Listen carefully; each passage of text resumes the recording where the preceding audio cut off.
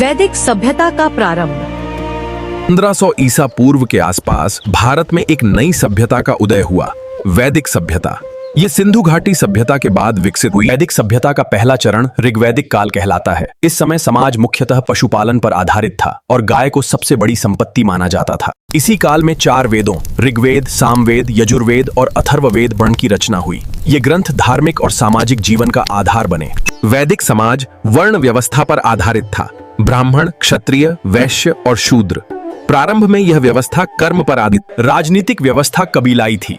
राजा को गोप कहा जाता था, जो जनजाति का प्रमुख होता था, और सभा तथा समिति जैसे संस्था। ऋग्वैदिक काल में इंद्र, अग्नि और वरुण जैसे प्राकृतिक देवताओं की पूजा की जाती थी। उत्तर वैदिक काल में प्रजापति, विष्णु और रुद्र का महत्व बढ़ गया। प्रारंभिक वैदिक काल में महिलाओं को शिक्षा और उपनयन संस्कार का अधिकार था। गार्गी और अपाला जैसी विदुषी महिलाओं ने समाज में महत्वपूर्ण स्थान प्राप्त। 1000 से 600 ईसा पूर्व का काल उत्तर वैदिक काल कहलाता है। इस समय कृषि मुख्य व्यवसाय बन गया और लोहे, पुन, श्याम, अयस्मरण का प्रयोग शुरू हुआ। आर्थिक जीवन कृषि और पशुपालन पर आधारित था।